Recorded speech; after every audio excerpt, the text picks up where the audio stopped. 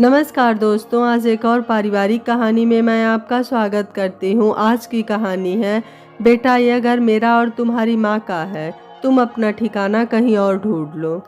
आज मंदिर की सीढ़ी पर अकेले बैठ कर न जाने क्यों मुझे अपनी ज़िंदगी की हर पुरानी बातें याद आने लगी। यूँ तो मैं लगभग रोज़ ही सुबह मंदिर आता हूँ और 2-3 घंटे बैठकर वापस चला जाता हूँ, पर ना जाने क्यों आज मेरा घर जाने का मन नहीं हो रहा था। अजीब सी बेचैनी हो रही थी, इसलिए मैं मंदिर के बाहर सीढ़ियों पर बैठ गया। मंदिर भी आज लगभग खाली ही था। सीढ़ियों पर बैठ कर न जाने क्यों मैं पुराने दिनों को याद करने लगा। शायद जब मन उदास हो तो वो पुराने दिनों के बिताए हुए लम्हे याद कर अपने मन को हल्का कर लेता हूँ। वैसे भी भरा पूरा परिवार होने के बाद भी किसी के पास मेरे लिए वक्त नहीं रहता है। ऐसा कोई नहीं जो 2 घड़ी मेरे पास बैठे और मैं उससे अपने दिल की बातें कह सकूं। यूं तो मेरा भरा पूरा परिवार है, 2 बेटे हैं, उनकी पत्नियां हैं, पोता पोती हैं, पर सब अपने में व्यस्त। मैं तो घर में होते हुए भी मानो उनके लिए ना होने के बराबर हूँ। हाँ, आते जाते एक बार मुझे देख लेते हैं कि मैं जिंदा हूँ या नहीं। कभी कभी मुझे ऐसा लगता है कि शायद मैं इन पर बोझ बन गया हूँ, पर मैं भी क्या करूँ, मौत तो मेरे बस में है नहीं ना। पर क्या मेरी ज़िंदगी हमेशा से ऐसी थी? नहीं। यादों के पन्ने जब भी पलटता हूँ तो मेरे हिस्से की खुशियाँ भी मुझे पढ़ने को मिलती हैं। शायद उन यादों की खुशियाँ ही हैं जो मुझे इस अकेलेपन और तिरस्कृत भरी ज़िंदगी को जीने का हौसला देती हैं। हालांकि मैंने कभी भी ऐसी ज़िंदगी की कल्पना नहीं की थी जिसमें मैं अपनों के साथ और उनके प्यार से वंचित रहूँगा। पर उम्र के इस पड़ाव पर जब मुझे अपनों के प्यार और देखभाल की ज़रूरत है, तब मेरा कोई अपना मेरे पास नहीं दिखता है। आज मेरी पत्नी सविता का जन्मदिन है, पर किसी को भी याद नहीं है। माना कि वो आज हमारे साथ नहीं है, पर क्या बच्चों को आज के दिन अपनी माँ को याद नहीं करना चाहिए था? कम से कम मेरे ही पास आकर मुझसे अपनी माँ की यादों को बांटते, मुझे कितनी खुशी होती। पर मैं भी न जाने क्यों उन बच्चों से उम्मीदें करता हूँ जिन्हें अपने जीवित पिता की ही परवाह नहीं है। वो भला अपनी माँ को क्या याद करेंगे? उसके जीते जी किसने उसकी परवाह की थी जो अब उसके ना रहने पर उसको याद करेंगे? वैसे भी पिछले 6 सालों से वो हमारे बीच इस दुनिया में नहीं है, पर मेरा तो हर दिन उसकी यादों के सहारे ही गुजरता है। कभी कभी सोचता हूँ कि जो ये यादें ना होती तो ज़िंदगी काटना कितना मुश्किल होता मेरे लिए। मैं अपनी सोच में खोया हुआ था कि तभी मंदिर के पुजारी जी ने आवाज़ देते हुए कहा, अरे मिश्रा जी, आज आप घर नहीं गए? काफ़ी देर से देख रहा हूँ कि चुपचाप बैठे हैं। आपकी तबीयत तो ठीक है ना?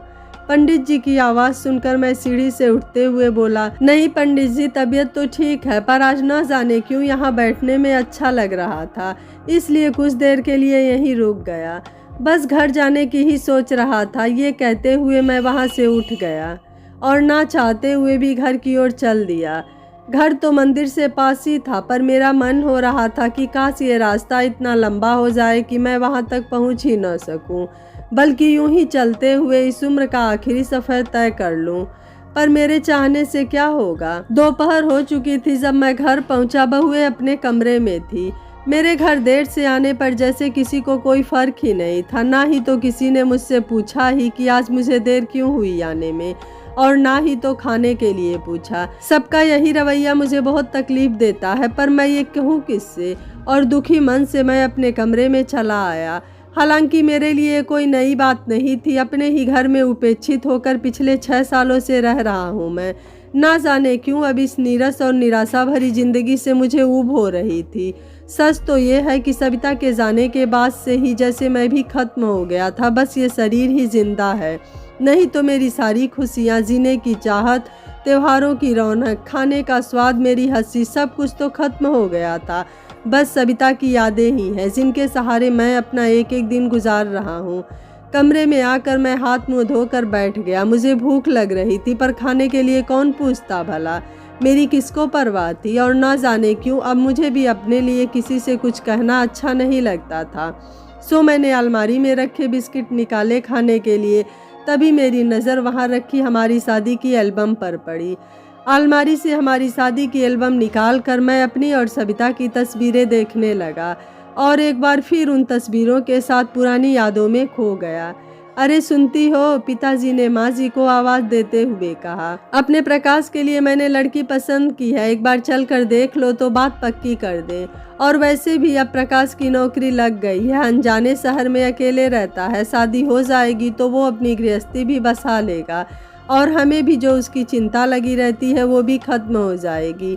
माताजी ने भी बड़ी खुशी से पिताजी की बात का समर्थन करते हुए कहा कि चलो, कम से कम आपको मेरी बात तो समझ में आई, मैं तो कब से आपसे यही कह रही हूँ। वैसे लड़की कहाँ देखाए हैं? अरे वो अपने शुक्ला जी है ना, उन्हीं की बेटी है, बड़ी ही सुंदर और सलीके वाली लड़की है। मैंने तो शुक्ला जी से बात भी तय कर दी है, पर एक बार तुम और प्रकाश भी जाकर देख लो तो तारीख भी पक्की कर दे। वैसे लड़की बहुत ही अच्छी है। माँ ने आकर मुझसे कहा कि अरे प्रकाश बेटा, तुम्हारे पिताजी तुम्हारा रिश्ता तय कर आए हैं, कल चलकर तुम भी लड़की देख लो।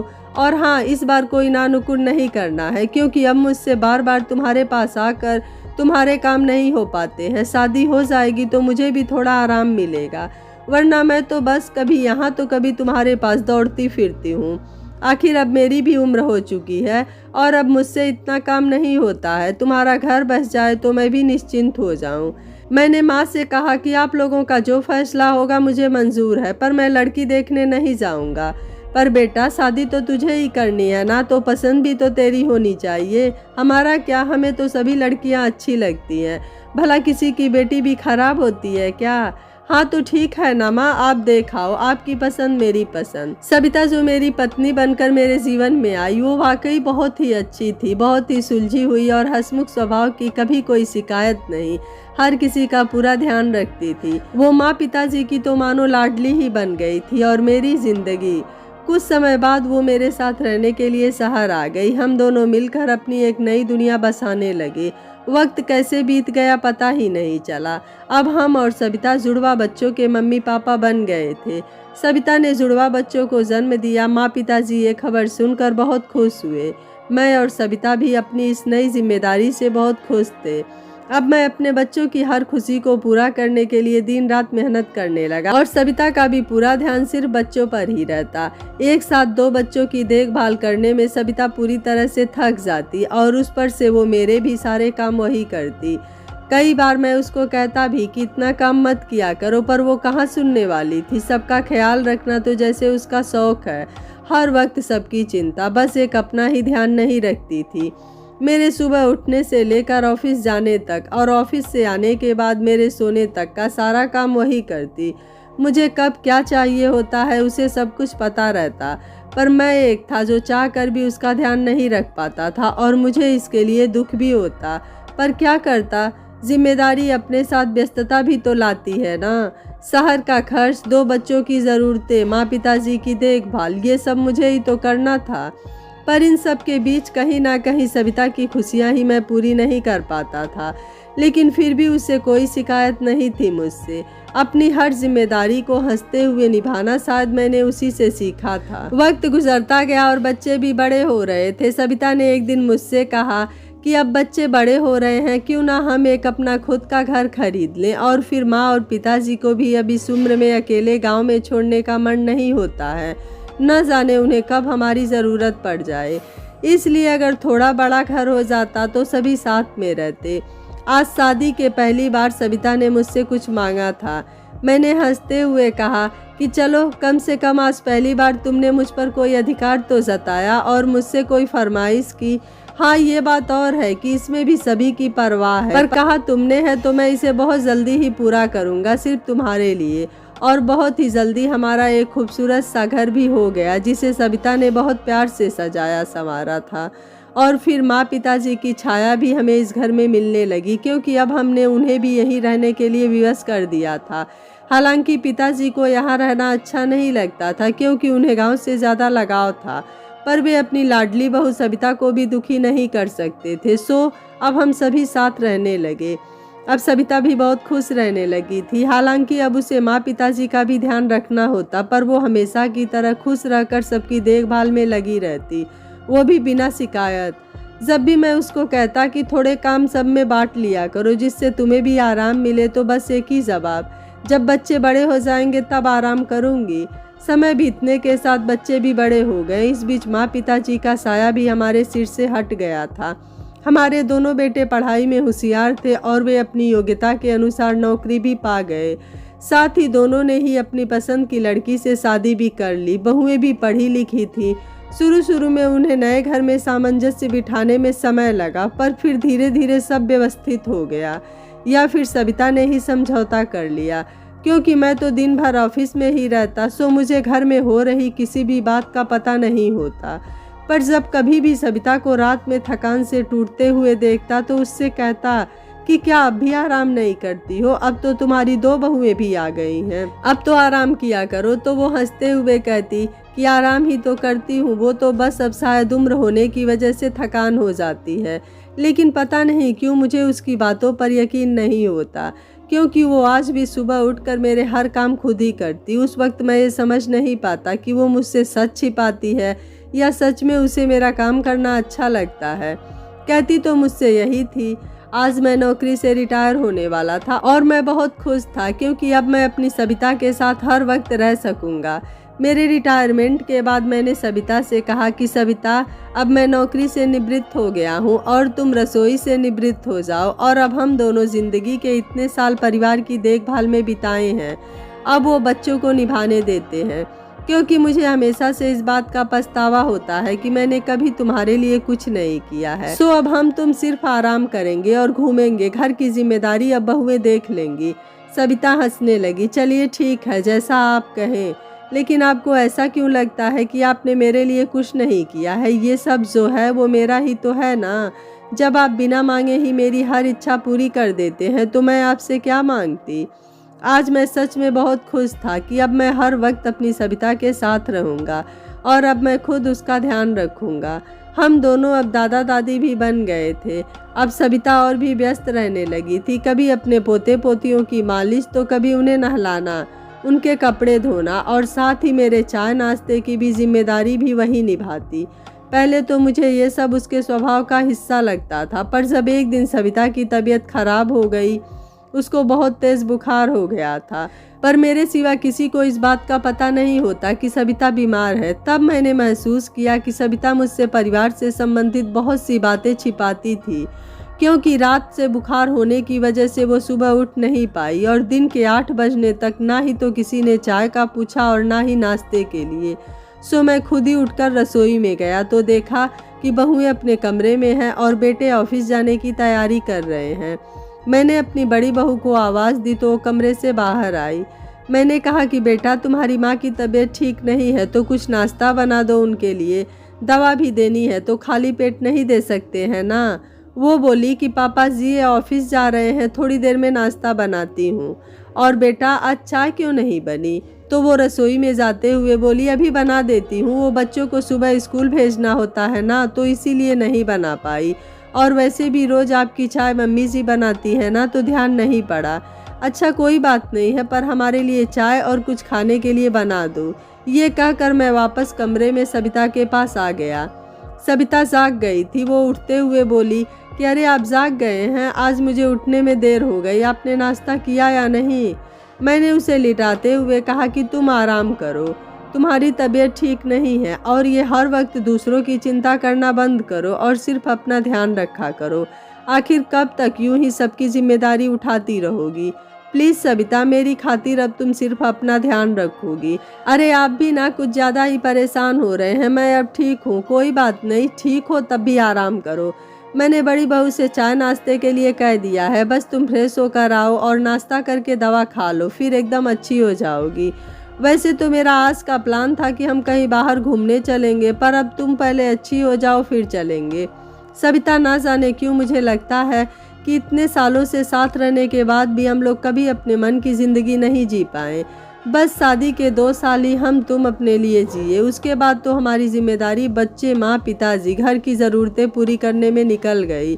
पर अब मैं चाहता हूँ कि हम तुम एक बार फिर सिर्फ अपने लिए जिए, और अब तो मेरे पास समय ही समय है। मैं हंसते हुए बोला। मेरी बात सुन सविता मुस्कुरा दी और उठकर फ्रेश होने चली गई। बुखार की वजह से कमज़ोर लग रही थी वो। थोड़ी ही देर में बहू नाश्ता लेकर आई और रख कर चली गई।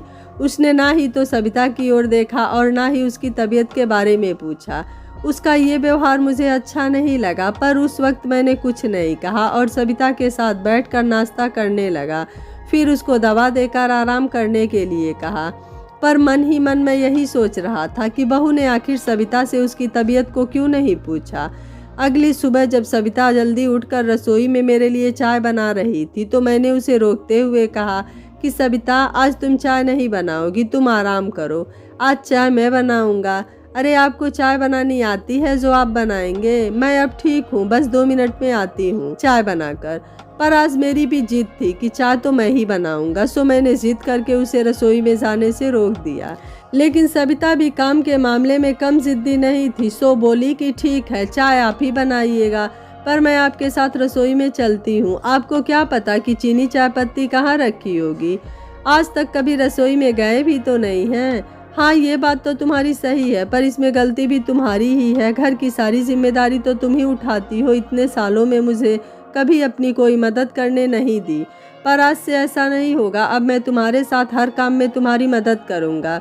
जब मैं सविता के साथ रसोई में गया तो देखा कि रसोई बहुत ही बिखरी हुई थी। सारे जूठे बर्तन सिंक में पड़े हुए थे, चाय तक का बर्तन भी जूठा रखा था। सविता ने चाय का बर्तन धोने के लिए निकाला तो मैं उससे बर्तन लेते हुए बोला कि तुम हटो, मैं इसे साफ करके चाय बनाता हूँ। बस तुम मुझे चाय का सामान कहाँ रखा है ये बता दो। और ये कहते हुए मैंने बर्तन धोकर चाय का पानी गैस पर रख दिया। आज सविता से शादी के बाद पहली बार मैं रसोई में कोई काम कर रहा था। हालांकि मैंने सिर्फ पानी ही गैस पर चढ़ाया था, बाकी सब सविता ने ही किया। फिर हम अपनी चाय लेकर अपने कमरे में आ गए। मैंने सविता से पूछा कि सविता, एक बात सच सच बताना, क्या तुम सच में अपनी खुशी से काम करती हो या बहुएं तुम्हारा ध्यान नहीं रखती हैं? क्या हर रोज रसोई ऐसे ही फैली रहती है? अरे नहीं, ऐसी बात नहीं है, मुझे तो काम करना अच्छा लगता है। खाली बैठकर क्या करूँगी? सारा दिन काम करती हूँ तो मन लगा रहता है। क्यों, मेरे साथ मन नहीं लगता है क्या? मैंने हंसते हुए कहा। आप भी ना कुछ भी बोलते रहते हैं, अपनी उम्र का तो लिहाज करिए।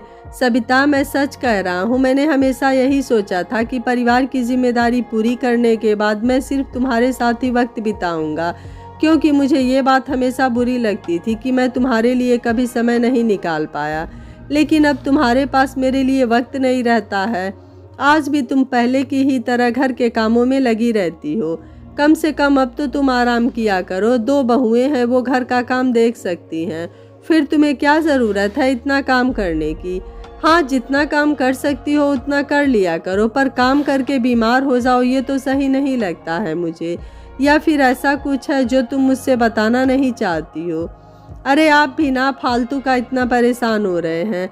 ऐसा कुछ नहीं है, सब कुछ तो अच्छा है, आपसे क्या छिपाऊंगी भला मैं। पर न जाने क्यों मुझे सविता की आंखों में सच्चाई नहीं दिख रही थी। सो मन ही मन मैंने ये निर्णय कर लिया कि अब से मैं खुद ही हर वक्त सविता का ध्यान रखूंगा। उस दिन के बाद जब मैं सविता के साथ हर समय रहने लगा, तब जाकर मुझे पता चला कि हमारी बहुएं मुझे और सविता के लिए कोई सम्मान का भाव नहीं रखती थी और मुझसे जुड़े हर काम को सविता ही करती थी, क्योंकि वे दोनों अपने पति और बच्चों के काम को ही करती थी। जब उनका काम खत्म हो जाता तब कहीं जाकर बड़े बेमन से वो हमारे लिए खाना या नाश्ता बनाती थी। वो भी अक्सर उन दोनों बहुओं के बीच भी काम को लेकर बहस हो जाती और उस दिन ना ही हमारे लिए कोई नाश्ता बनाती और ना ही खाना। मुझे इस बात से बड़ी हैरानी हो रही थी कि क्या मेरे दोनों बेटों को इस बात की जानकारी नहीं है कि उनकी पत्नियों का स्वभाव क्या है, या वे जानकर भी अनजान रहते हैं। और उससे भी ज़्यादा तकलीफ मुझे इस बात से थी कि सविता ने कभी भी मुझे पारिवारिक कलह के बारे में कुछ क्यों नहीं बताया। अब मेरी समझ में साफ साफ सब कुछ आ रहा था कि क्यों सविता सारा दिन खुद को काम में उलझाए रहती है। शायद वो खुद ही काम करके सभी बहस से दूर रहना चाहती थी और इन सारी परेशानियों से मुझे दूर रखना चाहती थी। लेकिन वो खुद कितना तनाव में रहती होगी, क्योंकि वो तो खुद कितनी सरल और सीधी स्वभाव की है। इतने सालों में बिना किसी शिकायत के उसने हर काम को पूरा किया। ना तो माँ पिताजी की सेवा में कोई कमी रखी, ना बच्चों की परवरिश में, और ना ही मेरे प्रति किसी जिम्मेदारी को निभाने में कोई कसर। और आज जब उसके आराम का समय आया तो घर में ये कलह हो रहा है। मुझे दुख तो बहुत हो रहा था, पर मैंने उससे कुछ भी नहीं पूछा। मैं खुद ही उसके कामों में उसकी मदद करने लगा। वो बहुत मना करती, पर मैंने साफ कह दिया कि अब मैं हर वक्त तुम्हारे साथ ही रहूँगा और मिलकर अपना काम करेंगे। आज फिर सविता को तेज़ बुखार था। मैं इसको दिखाने डॉक्टर के पास लेकर गया। डॉक्टर ने दवा दी और कहा कि इन्हें ज़्यादा से ज़्यादा आराम दीजिए और समय से दवा दीजिए, जल्दी ठीक हो जाएंगी। हम वापस घर आ गए। मैंने सविता से एकदम साफ साफ कह दिया कि अब आज से तुम घर का कोई काम नहीं करोगी और सिर्फ आराम करोगी। वो हंसकर बोली, आराम ही तो करती हूँ, आप कुछ ज़्यादा ही परेशान हो जाते हैं। हाँ, हो जाता हूँ परेशान, क्योंकि मैं तुम्हें तकलीफ़ में नहीं देख सकता हूँ। प्लीज़ सविता, मेरे लिए अब तुम अपना ध्यान रखो और सिर्फ आराम किया करो। हमारे दो बच्चे हैं, बहुएं हैं, वो देख लेंगे काम। फिर मैं भी तो हूँ ना, सब हो जाएगा। लेकिन अब तुम कुछ नहीं करोगी, समझी?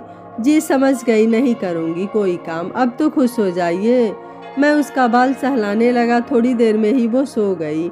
मैं उसके चेहरों को देखने लगा। आज भी कितनी प्यारी लग रही थी सविता, पर जिम्मेदारियों के बोझ तले उसका वो हंसमुख चेहरा जैसे मुरझा सा गया था। उसको इस तरह शांति से सोते देख मुझे बहुत सुकून मिल रहा था। दोपहर होने को आई थी, पर सविता अभी भी सो रही थी। शायद दवा की वजह से मुझे भूख लग रही थी। मैं धीरे से उठकर कमरे से बाहर आया और बहू को आवाज़ दी। थोड़ी देर बाद बहू बाहर आई अपने कमरे से और पूछा, किसी पापा जी क्या हुआ? मैंने कहा कि बेटा, दोपहर के खाने में क्या है, भूख लग रही है, खाना लगा दो। और हाँ, अपनी मम्मी के लिए खिचड़ी बना देना, अभी वो सो रही हैं। खिचड़ी बन जाएगी तो मैं उसे जगा दूंगा, तब तक मेरा खाना लगा दो। जी अभी लाती हूँ। ये कहकर वो रसोई में चली गई और थोड़ी देर में खाना लेकर आई और रख कर तुरंत चली गई। खाना बिल्कुल ही ठंडा था, पर मैंने बिना कुछ बोले खा लिया, क्योंकि मुझे तो सविता की चिंता हो रही थी। सो खाकर मैं तुरंत ही अपने कमरे में सविता के पास चला आया। वो अभी भी सो रही थी। मैंने सोचा कि उसे जगा दूं, पर फिर रुक गया, क्योंकि उसे दवा देनी थी और शायद अभी तक उसकी खिचड़ी भी नहीं बनी थी। इसलिए मैंने उसे उठाया नहीं। देर हो रही थी सविता को दवा देने में, पर बहू अभी तक खिचड़ी लेकर नहीं आई थी। मैं उठकर बाहर गया और बहू को आवाज़ दी, जी पापा जी। बेटा, वो खिचड़ी बनी कि नहीं? तुम्हारी मम्मी को दवा देनी है, पर कुछ खिलाने के बाद। वो पापा जी बर्तन जूठे हैं ना, तो खिचड़ी नहीं बना पाई। नहीं बना पाई मतलब? क्या तुम एक बर्तन नहीं धो सकती हो? तुम्हें पता है ना कि सविता की तबीयत ठीक नहीं है और सुबह से उसने कुछ नहीं खाया है, उसको दवा खिलानी है। खाली पेट कैसे दवा दूँ उसे? मैंने गुस्से में कहा। पापा जी, आप मुझसे ऐसे बात मत करिए, मैं अकेले ही तो घर में नहीं हूँ ना। आप छोटी को कुछ क्यों नहीं कहते? उसे तो कोई कुछ नहीं कहता, बस सब मेरे पीछे ही पड़े रहते हैं।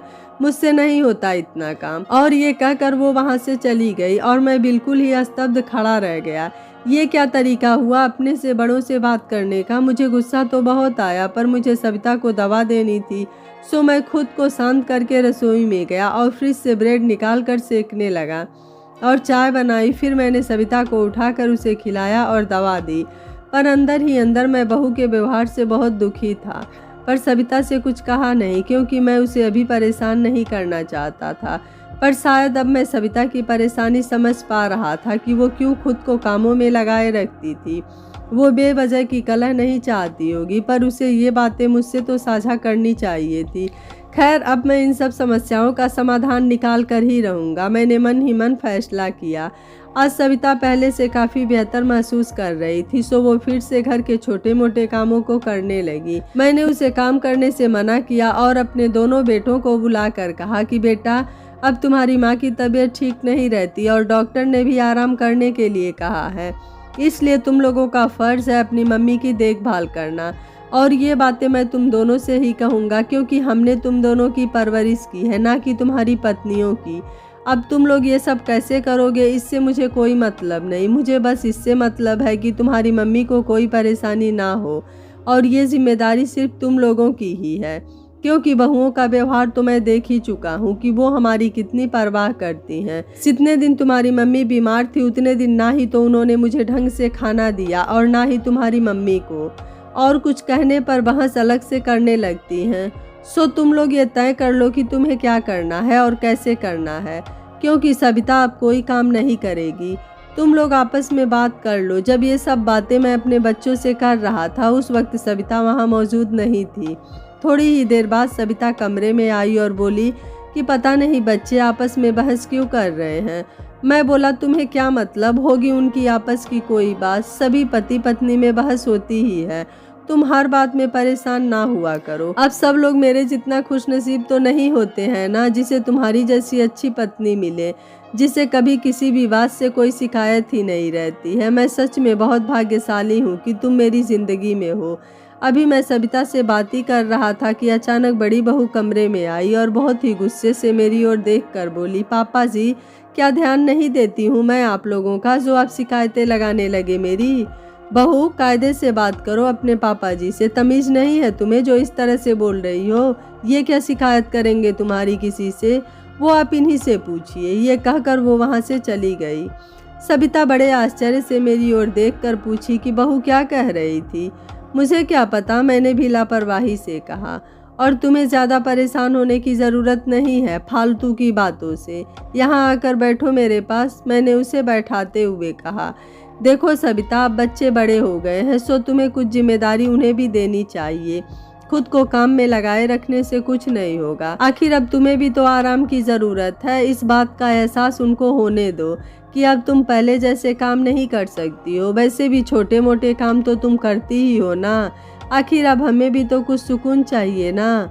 पर उस दिन के बाद से हमारे घर में रोज़ ही काम को लेकर किचकिच होने लगी। अब सविता तनाव में भी रहने लगी। मैं हर वक्त उसके साथ उसके कामों में हाथ बटाता, उसका पूरा ध्यान रखता, पर बहुओं को फिर भी कोई ना कोई समस्या हो ही जाती। मैं तो उनके स्वभाव को कभी समझ ही नहीं पाता। वो अपने सारे काम तो करती ही थी, पर पता नहीं क्यों सिर्फ हम दोनों के खाने को लेकर ही उन्हें परेशानी होती थी। एक दिन खाने को लेकर बात बहुत बढ़ गई। हम दोनों ने कुछ खाया नहीं था और जब मैंने बहू को खाने के लिए कहा तो वो बोली कि पापा जी मैं तो आप लोगों का ध्यान नहीं रखती हूँ ना, तो आप मुझसे खाना क्यों मांग रहे हैं। जो आपका ध्यान रखता है ना उसी से कहिए खाने के लिए। उसकी ये बात मुझे बहुत बुरी लगी और मैंने उसी वक्त अपने बेटे को जोर जोर से चिल्लाकर आवाज़ दी। दोनों उसी वक्त मेरे पास आए। मेरी आवाज़ सुनकर सविता भी वहाँ आ गई। मैंने गुस्से में कहा कि अब तुम दोनों अपने परिवार के साथ कहीं और रहने की व्यवस्था कर लो।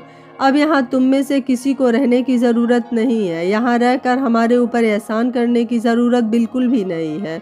तभी छोटी बहू आकर बोली कि ऐसे कैसे घर छोड़ दे, इसमें हमारा भी अधिकार है। सविता कभी मुझे चुप कराती तो कभी बहुओं को।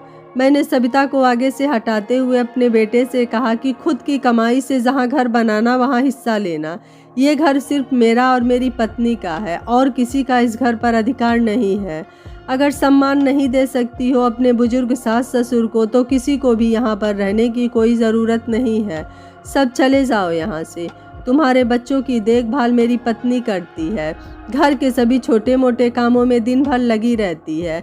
मैं अपनी पत्नी को तुम लोगों की नौकरानी नहीं बनने दे सकता हूँ। क्या सम्मान से हमें 2 वक्त का खाना भी नहीं मिल सकता है। हर रोज खाने को लेकर किचकिच होती है। घर में क्या बाकी लोगों के लिए भी खाना नहीं बनता है, और जो अगर बनता है तो हम दोनों के लिए भी बाकी सब की तरह क्यों नहीं बनता है। अब ये सब मेरी बर्दाश्त से बाहर हो गया है, इसलिए ये मेरा फैसला है कि अब मुझे मेरे घर में किसी की ज़रूरत नहीं है। सब निकल जाओ यहाँ से। मेरी बात सुनकर दोनों बहुएं भी बहस करने लगी मुझसे। तभी सविता ने जोर से चिल्लाकर बहू से कहा कि बहू तमीज़ से बात करो इनसे, तुम्हारे ससुर हैं, अपनी मर्यादा में रहो। ये कहते हुए ना जाने क्यों उसकी आवाज़ लड़खड़ा रही थी और तभी अचानक वो ज़मीन पर गिर पड़ी। सविता को इस तरह देखकर मैं सकते में आ गया। तुरंत ही उसे अस्पताल ले गए। डॉक्टर ने कहा कि उसे हार्ट अटैक पड़ा है, स्थिति बहुत नाजुक है। मैंने भगवान से बहुत प्रार्थना की कि मेरी दुनिया को अंधेरा ना होने दे, सविता को ठीक कर दे। मैं अपने हाथ जोड़कर भगवान से प्रार्थना कर रहा था कि तभी डॉक्टर ने आकर कहा कि आपकी पत्नी आपसे मिलना चाहती है, पर उनकी स्थिति बहुत नाजुक है, इसलिए बस आप थोड़ी देर के लिए ही उनसे बात कर सकते हैं। मैं तुरंत ही सविता के पास गया। उसकी हालत देखकर मैं रोने लगा और उसके सिरहाने जाकर बैठ गया।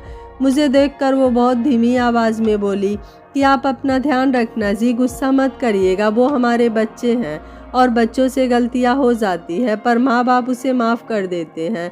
आप भी जाने दीजिए जी, और फिर अचानक ही वो खामोश हो गई। मैं घबरा गया। तभी डॉक्टर ने मुझे बाहर भेज दिया। थोड़ी ही देर बाद डॉक्टर ने कहा कि सविता अब नहीं रही। वो मुझे हमेशा के लिए अकेला छोड़कर चली गई।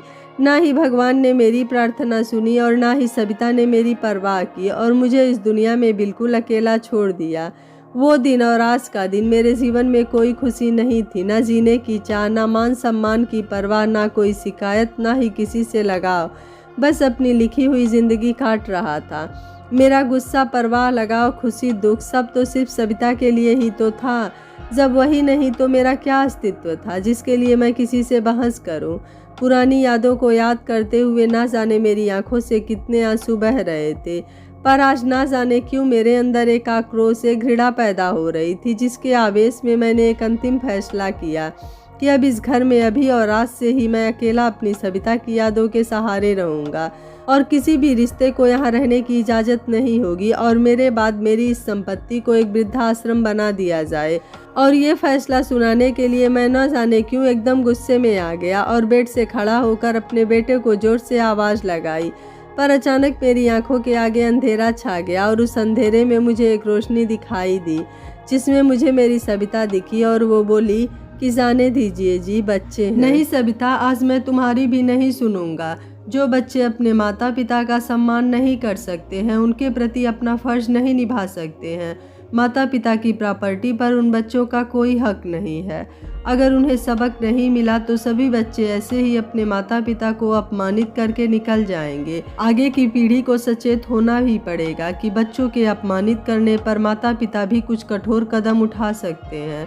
इतना कहते हुए उन्होंने अपने बच्चों को बुलाकर अपना निर्णय उन्हें सुना दिया। सब के सब अवाक खड़े एक दूसरे का मुंह देखते रहे। किसी के पास कहने के लिए कोई शब्द नहीं था जो वह कह सके, क्योंकि उन्हें यह पता था कि उन्होंने अपना कर्तव्य कितने अच्छी तरीके से निभाया है। यह कहानी आपको कैसी लगी, आप मुझे अपनी राय कमेंट बॉक्स में ज़रूर दीजिएगा। वीडियो पसंद आया है तो वीडियो को लाइक, शेयर एंड चैनल को सब्सक्राइब कर लीजिएगा। Thank you for watching. मिलते हैं अगली कहानी में।